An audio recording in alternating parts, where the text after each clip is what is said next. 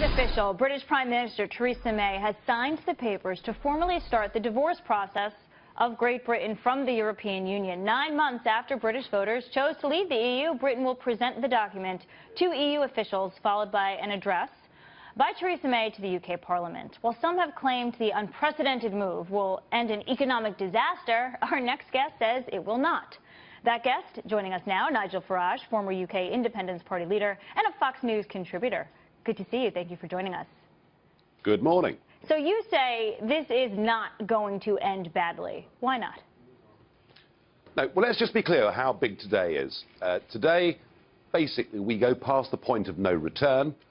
2 years from now, this country, this once great country, will be an independent, democratic, self-governing nation. Hooray. That's going to happen. Now, well, no, but it's big stuff, isn't it? I mean, we literally had given away the ability to make our own regulations, make our own laws, and control our own borders. Now, if we move on from that big democratic point to the economics of it, look, we are the Eurozone's biggest export market in the world. They sell us motor cars, they sell us champagne, they sell us chocolate and cheese and goodness knows what else. They trade with us at a massive surplus. It is in their interests to go on doing sensible commercial business with the UK even more than it is in ours. And it doesn't matter in the short term, however much politicians or bureaucrats huff and puff, in the end, it's the markets, it's the money, and it's the consumer that wins. Nigel, you've been a trailblazer, obviously, with this since the very beginning.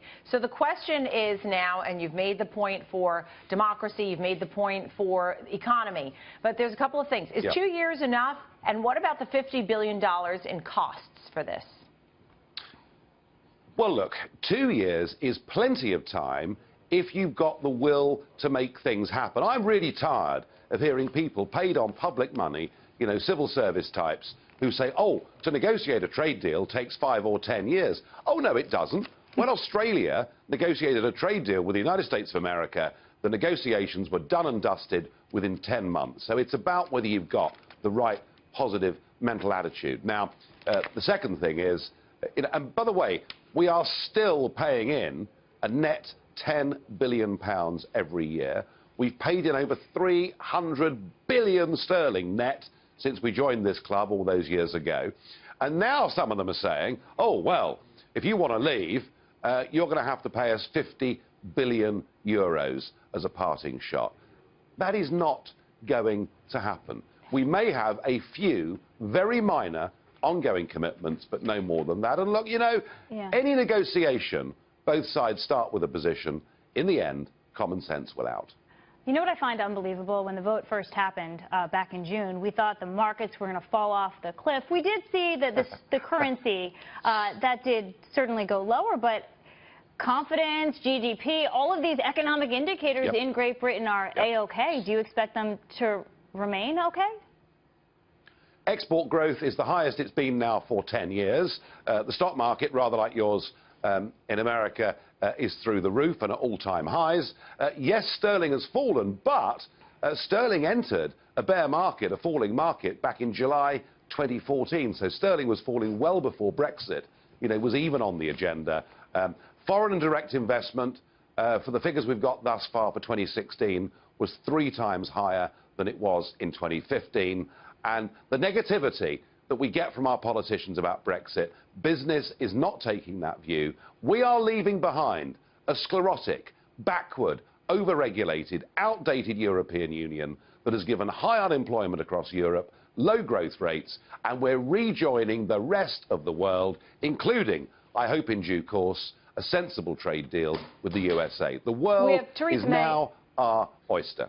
So, sounds good to me, right? Let's see. Well, we have Theresa May making the statement to members of Parliament.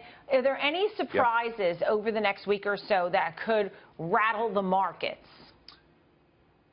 I honestly, genuinely, truthfully don't think so. I mean, you may well get, and next Wednesday, on the 5th of April, there'll be a big debate in the European Parliament where publicly, for the first time, we will see the Commission President and we will see the European Union's negotiators telling us openly what they stand for.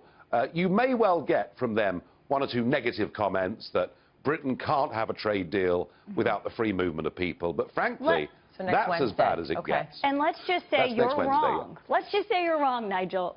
Is Theresa May going to be held accountable for a failure of these negotiations?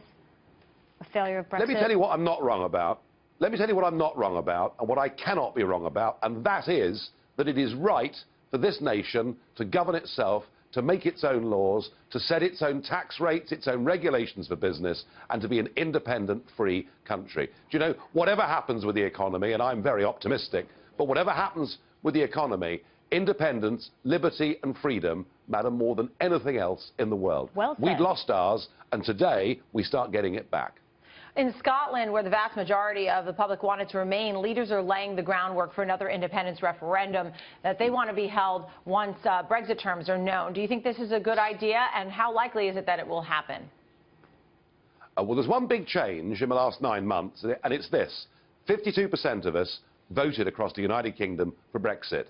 The opinion polls out this morning are showing that 69% now of the population accept the result, want the result, and are urging the government to get on and do it. So the majority in Scotland in favour of staying in the European Union is now much smaller than it was before, and I do not see any prospect of Scotland voting to separate from the United Kingdom. Nigel Farage, thank you so much for your time this morning. We'll be right back. Thank you.